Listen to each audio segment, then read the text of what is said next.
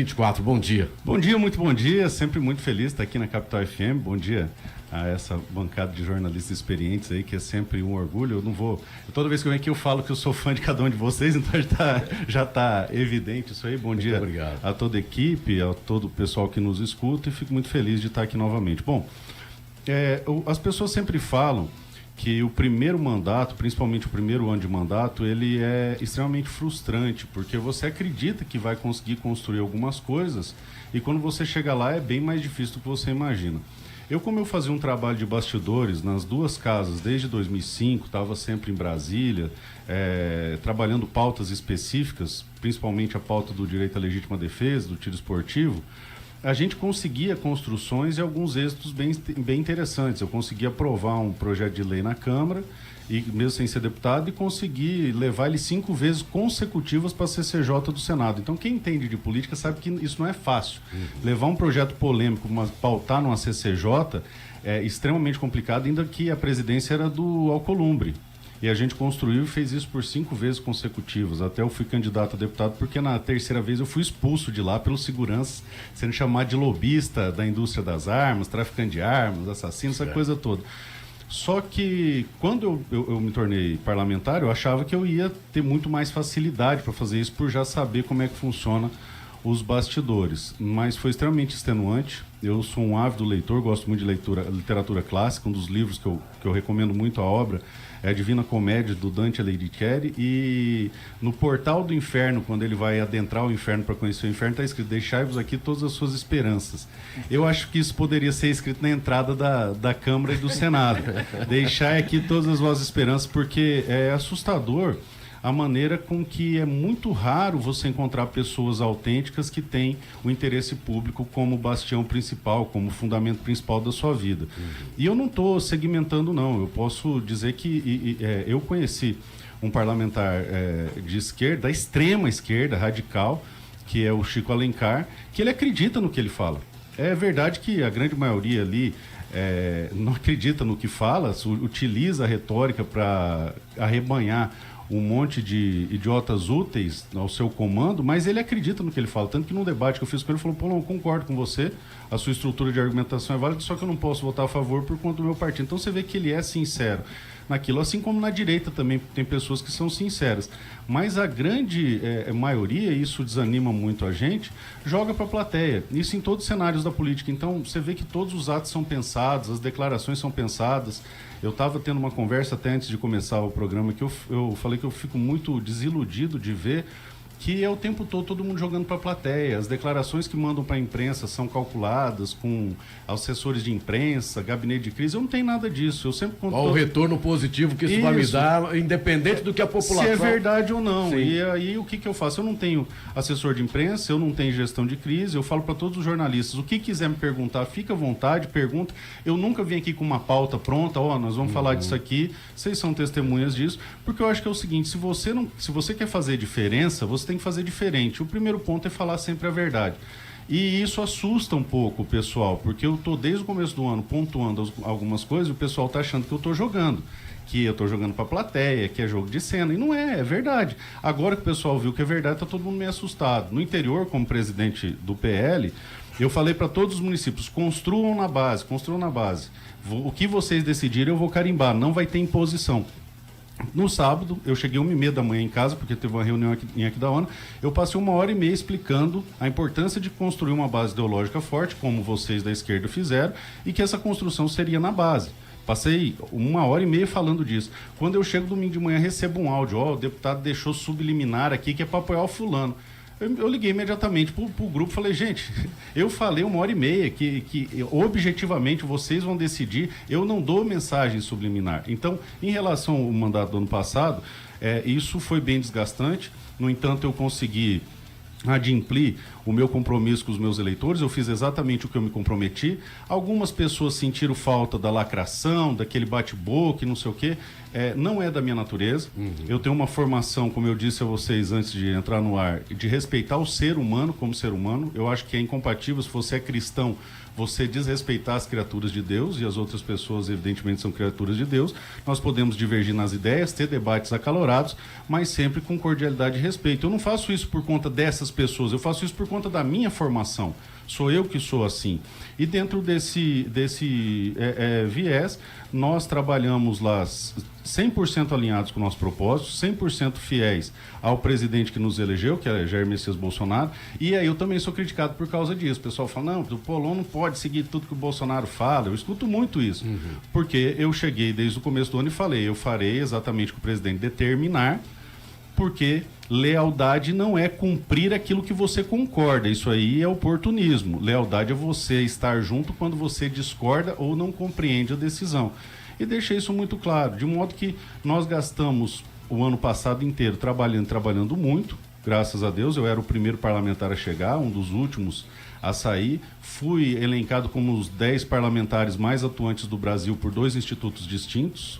O único do Mato Grosso do Sul a receber da Veja a estrela, eu não sei qual que é a dourada deles lá, que é um parâmetro de 5 estrelas que eles põem lá, eu não sei qual que é o parâmetro, mas eu estou entre os 10 mais atuantes em 2 institutos diferentes. Segundo alguns órgãos de imprensa, como a Gazeta, eu sou o segundo parlamentar mais influente da bancada de segurança pública, isso já no primeiro mandato. Então eu fico feliz por ter conseguido construir algumas coisas. Eu tenho uma pauta principal, que é a da legítima defesa, então é prioritário para nós derrubar o decreto da vingança, do desarmamento do regime em exercício, e nós conseguimos pautar no final do ano. Cravamos 254 votos, faltaram 3 para a gente conseguir aprovar a urgência do PDL.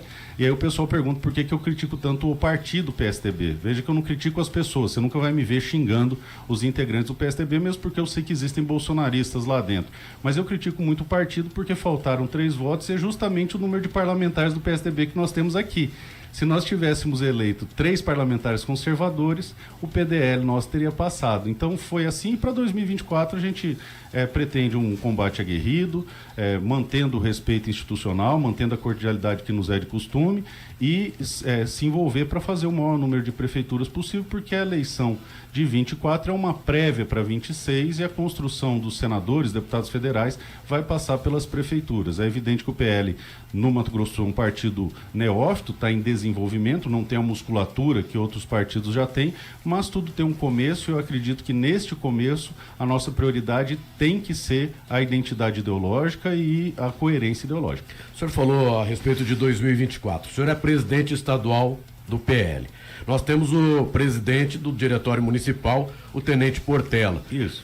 E na semana passada, as conversas é o seguinte, olha, mas o presidente de honra do partido, Jair Messias Bolsonaro, é quem vai indicar o candidato a prefeito de Campo Grande, ou se o PL vai caminhar com a prefeita, a pré-candidata, não é a prefeita, Adriane Lopes. Isso. E que quarta-feira seria o dia D do Partido Liberal para se falar a respeito se terão candidatura própria ou se vão caminhar com a Adriane Lopes.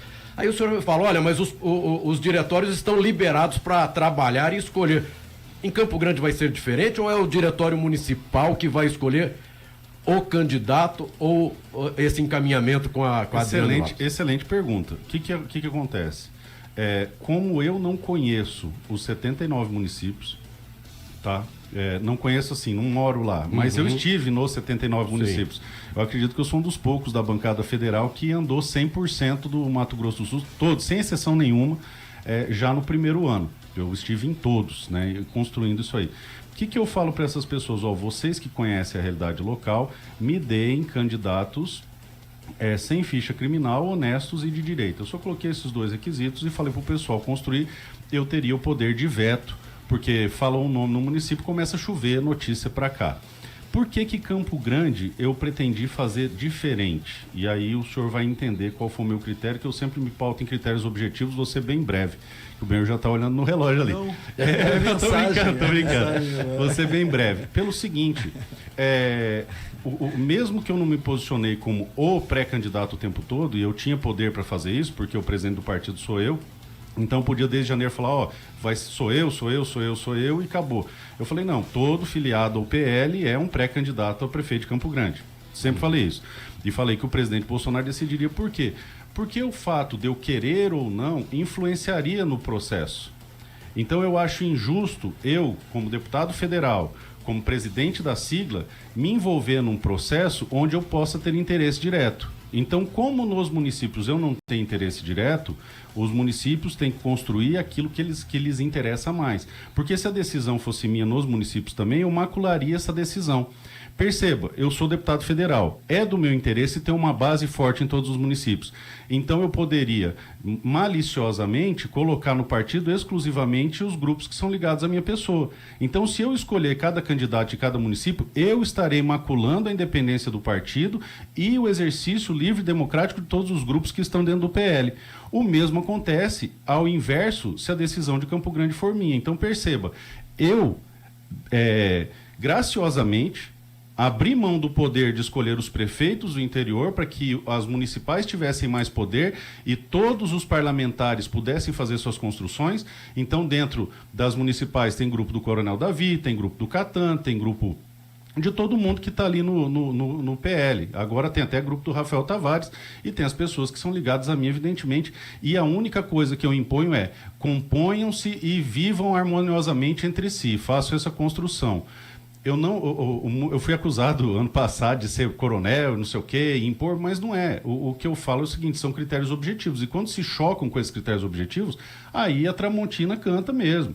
Mas são critérios muito bem delineados para que a gente possa construir um grupo político. E não é o grupo do Opolon, é o grupo da direita. Por isso essa abertura no interior. O mesmo eu penso em Campo Grande. Se eu pegasse e tomasse as rédeas da condução desse processo e articulasse com o presidente, cujo eu converso praticamente toda semana sem exceção, com o presidente Valdemar, que evidentemente confia em mim, senão não teria me dado a presidência estadual, com o Braga Neto, que é meu amigo pessoal, e com outras lideranças, como a Michele, por exemplo, dona Michele, que é amiga da minha esposa, eu acho que seria injusto, eu estaria aproveitando de uma posição que eu conquistei, para impedir que florescessem outras lideranças na direita do Mato Grosso do Sul. E eu jamais vou fazer isso. Eu acho que a urna é um espaço aberto a todos, todos têm que ser submetidos a ela, e em 2024 o povo vai decidir o que é melhor para si, assim como em 2026. Eu jamais vou utilizar a minha posição para fazer segmentação a meu favor. Eu acho isso contraproducente, é contra meus princípios,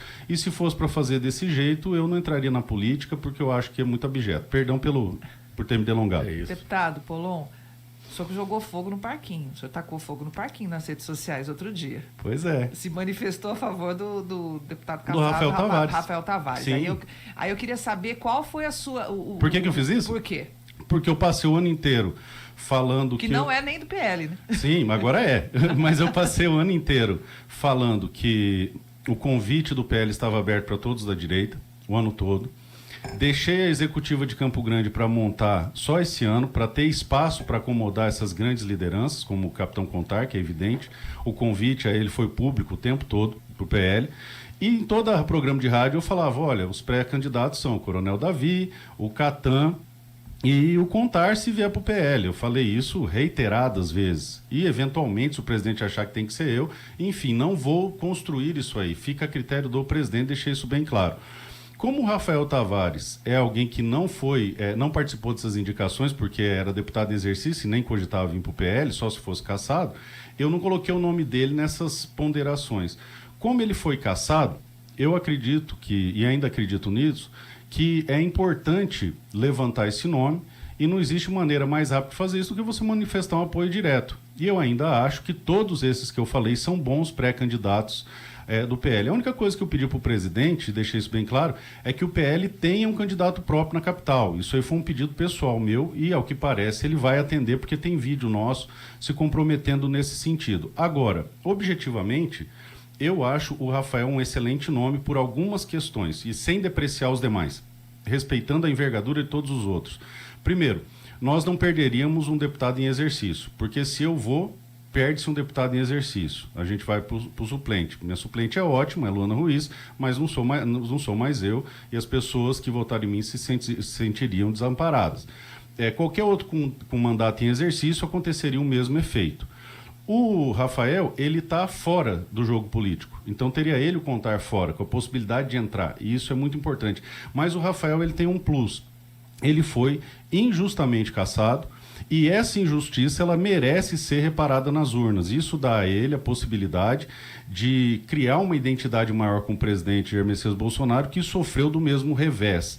Agora, objetivamente, se você me perguntar, você vai interferir em qualquer uma dessas situações? Não, não vou. A decisão é mesmo do presidente. Ele recebe informações não só de mim. Vocês viram que semana passada o Contar passou a semana inteira com o presidente, construindo. E eu acho isso válido, acho isso justo, porque eu passei o ano inteiro falando que a construção seria lá, avisei a todos os interlocutores para buscarem o Bolsonaro e construírem lá, e ele foi lá e construiu e está certinho. É isso que era para fazer todo mundo. Agora, o presidente me pergunta sobre fatos, eu respondo sobre fatos e não fico externando minha opinião, e é dessa maneira que eu conduzo. Agora, o capitão Contar esteve lá durante uma semana e logo depois dessa conversa com o presidente Bolsonaro, aí... A possibilidade do Catan, né? Eu só pontuo sempre o seguinte, se você pegar o texto da fala, foi o seguinte, olha, o Catan é um possível candidato. E isso não é nenhuma novidade. Eu venho falando isso faz um ano. O Catan é um possível candidato, assim como o Contar, assim como agora o Tavares, assim como o Coronel Davi, que é o nosso decano dentro do PL. Então, o quadro é bem interessante. Agora, e para mim não teve nenhuma surpresa, nenhuma novidade. Agora, para concluir, tá exatamente do mesmo jeito. O presidente vai pontuar. Por que quarta-feira ficou conhecido como uma deadline? Porque ele mandou um áudio dizendo que quarta-feira ele bate o martelo e eu falei aqui.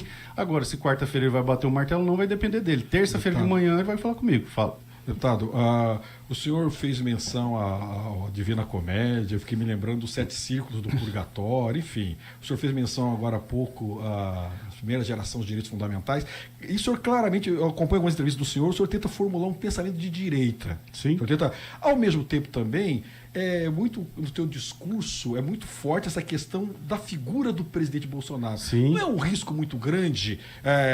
A esquerda também, de certa forma, faz isso, mas depois de estar num líder carismático, todas as suas fichas, não seria melhor a direita formular mais teorias? Por exemplo, ter visto algumas contradições, a direita no Congresso Nacional está aparecendo a esquerda do século passado, voltando contra tudo. Por exemplo, reforma tributária. Reforma tributária é claramente um avanço, não, vou votar, enfim. Vamos discutir sobre reforma tributária que não vai dar tempo. Mas é mais as premissas. O senhor não acha, principalmente, por exemplo, o senhor é um formulador, eu votei contra, colocar toda a sua expectativa em cima de um político, de uma pessoa mais carismática, não empobrece o discurso da direita, não faz a direita, digamos assim, uma parte da direita não enfrentar o desafio histórico de ter um pensamento sobre o Brasil, um caminho, já que ela tem base social, ela mobiliza, isso é inegável. Eu queria ouvir um pouco. Claro, daria outro programa, mas eu queria ouvir rapidamente. Tranquilo, vou ser breve.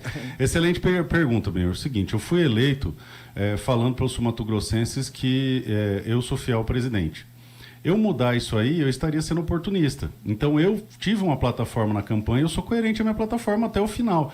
Seria muito confortável buscar uma distância para poder falar de pautas maiores e construtivas, só que seria igualmente desonesto. Eu sou coerente, eu fui eleito dizendo que sou fiel ao presidente, sou fiel ao presidente, para o bem ou para o mal. Ah, Polon, mas isso pode te atrapalhar aqui e ali. Ótimo, eu pago esse preço. Eu volto a dizer, lealdade não é você fazer tudo aquilo que você concorda, isso é oportunismo. Lealdade é você fazer aquilo que você discorda ou não entende, mas seu líder determinou fazer. E a esquerda é muito boa em fazer isso. A esquerda, eles se matam na porrada dentro do quartinho, mas saiu de lá, todo mundo fala a mesma língua. Nós temos que aprender a fazer isso. E paralelo a isso, eu tenho uma compreensão muito específica da direita. Eu acho que a direita está em construção.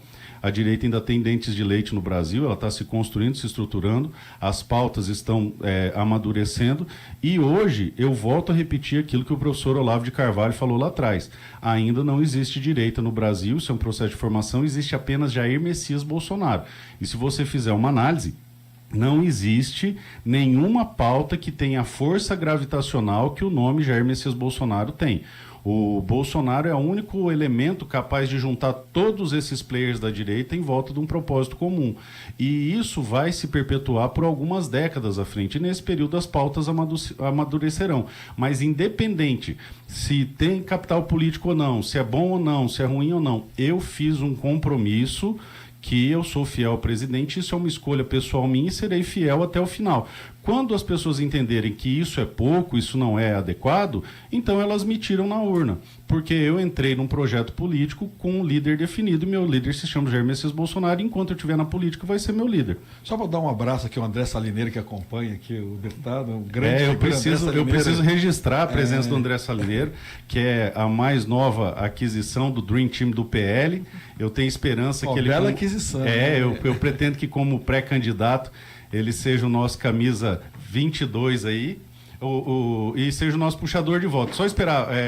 Benhur, eu vi que no começo você falou sobre a faixa de Gaza, Israel. Eu não vou entrar nesse tema porque é um tema muito polêmico, mas eu queria aproveitar a sua presença para convidar você para a gente fazer um debate sobre isso, especificamente sobre isso e também sobre outros temas, para a gente ter 1, 2, 3 horas para construir esses raciocínios, podcast, porque o seu raciocínio ele tem a sua tecnicidade. Então, eu acho que a gente consegue um debate frutuoso que gere dividendos não políticos, mas culturais a respeito disso. Então, o dia que você tiver agenda, eu te convido para a gente para um podcast debater isso aí. Pelo convite para dialogar nesse nível, né? Deputado Marcos Polon, 24 e 25. 24, nós temos aqui, né, nesse sábado, né?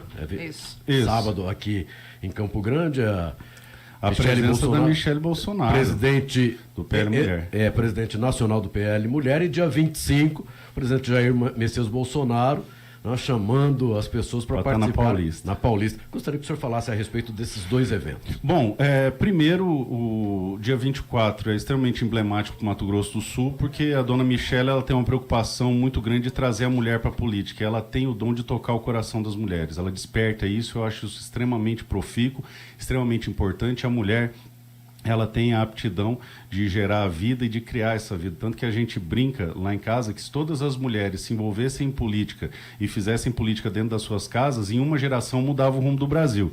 Porque é a mulher que cria, a mulher que educa, a mulher que tem essa presença mais forte dentro da estrutura da casa. Evidentemente, a mulher tem um toque diferente em todos os aspectos que tocam a vida. Então, é muito enriquecedor trazer a mulher para a política, e a função é essa. Inclusive, eu quero aproveitar para pedir desculpas publicamente para a presidente do PL Mulher Campo Grande, que é a minha esposa, Nayane Bittencourt, que provavelmente vai me pôr para dormir no sofá nos próximos meses, porque todas as vezes que eu dei entrevista, eu só citei pré-candidatos homens.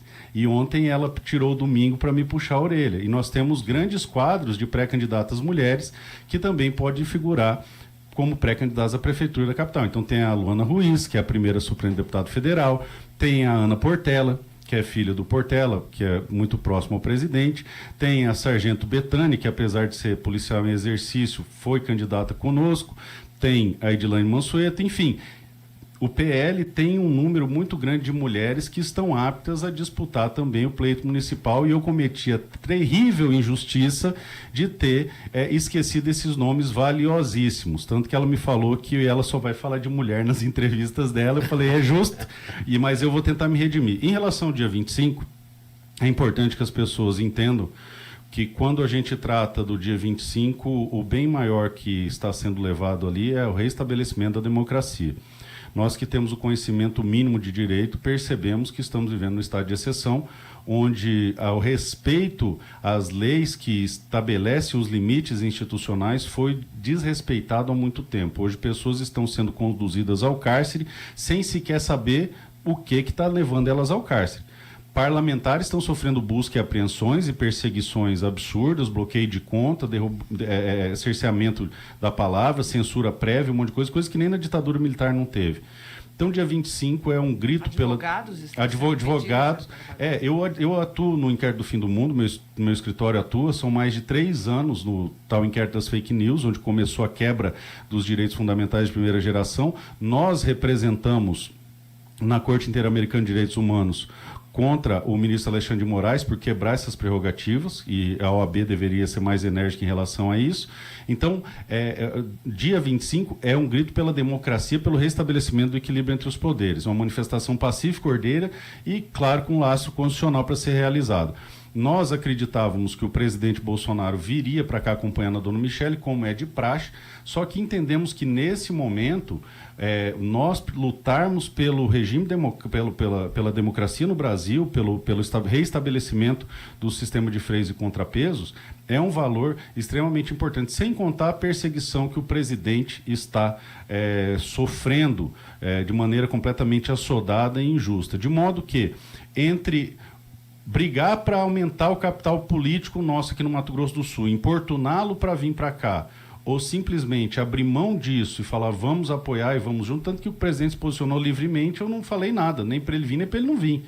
É como eu tenho conduzido o partido aqui. Por que eu fiz isso? Porque eu entendo que nesse momento é fundamental nós mostrarmos para o mundo o que está acontecendo no Brasil, mesmo porque segunda-feira 26 tem reunião do G20 em São Paulo, então toda a imprensa internacional já está em São Paulo. Por isso eu convido a todos, sul-mato-grossenses e campograndenses que me escutam, para estarem comigo dia 25 em São Paulo, porque talvez seja o nosso último grito de liberdade num país que está vivendo tempos de regime de exceção.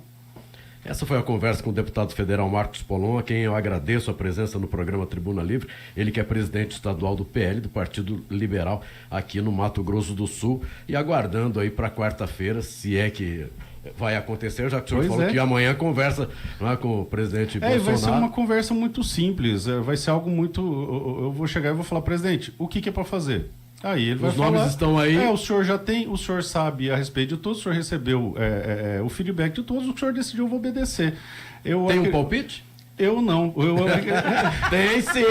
Só não quer dizer. Não, de verdade, eu não tenho. Eu acredito o seguinte: se os soldados que desembarcaram no 1º Batalhão na Normandia questionassem o seu comandante se aquilo seria bom ou ruim para eles, nós não teríamos o dia D. Então, eu sou soldado, que o presidente determinar, eu vou cumprir, independente de qualquer condição política. Eu vi nos grupos de WhatsApp, mas isso impede que você seja eleito, isso impede que você venha ao Senado, isso impede isso. Até o Benhur falou, politicamente seria bom você disputar a eleição da capital. Eu falei, cara, o que as pessoas não conseguem entender é que eu não estou nisso para uma construção pessoal. Eu quero colaborar com a formação da direita no Mato Grosso do Sul, em Campo Grande e no Brasil. E para que isso aconteça, eu tenho que abrir mão de espaços. E eu intencionalmente abri mão desse espaço que eu poderia ter ocupado com facilidade. Então, o que ele decidir, eu vou achar adequado. Se ele mandar eu desembarcar na Normandia, haverá dia D. Eu não vou questionar meu comandante. Então, eu simplesmente vou me colocar diante do presidente e falar, presidente, como eu disse lá atrás, eu mantenho. O que o senhor determinar, eu vou cumprir. E com essas palavras do deputado federal Marcos Polon, encerramos o Tribuna Livre de hoje. Bom dia, Mato Grosso do Sul. Você acabou de ouvir na Capital FM, programa Tribuna Livre. A vez e a